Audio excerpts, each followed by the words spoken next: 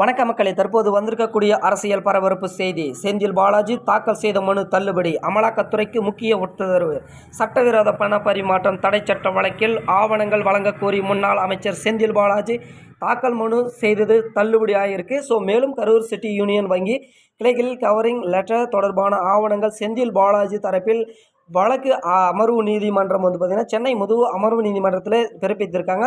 இந்த சட்டவிரோத பண பரிமாற்றம் செய்ததாக முன்னாள் அமைச்சர் செந்தில் பாலாஜி கடந்த ஆண்டு ஜூன் மாதம் கிட்டத்தட்ட ஒரு ஆண்டுகளுக்கு மேலே ஆயிடுச்சு.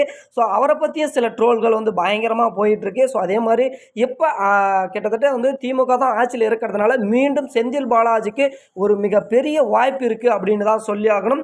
வெளியே வந்துவாரா மாட்டாரா அப்படின்னு பல நாளாக கேள்வி கேட்டுட்டு இருந்தீங்க. கண்டிப்பாக செந்தில் பாலாஜி வெளியே வரதுக்கான ஒரு முக்கிய அறிவிப்பை தான் வெளியிட்டிருக்காங்க. அதிகாரிகள் கைது செய்யப்பட்ட ஒரு ஆண்டுக்கு மேல் நீதிமன்ற காவலில் இருந்து வருகிறார் செந்தில் பாலாஜி. மேலும் இந்த வழக்கு தொடர்பாக கடந்த ஆண்டு ஆகஸ்ட் 12ஆம் தேதி குற்றப்பத்திரிகை வழக்கு தொடர்பான ஆவணங்கள் தாக்கல் செய்யப்பட்டது. மேலும் செந்தில் பாலாஜி ஜாமீன் மனு சென்னை அமர்வு நீதிமன்றம், சென்னை உயர் நீதிமன்றம், உச்ச நீதிமன்றம் ஆகிய தள்ளுபடி செய்ததால் இன்னும் சிறையிலே இருக்காரு.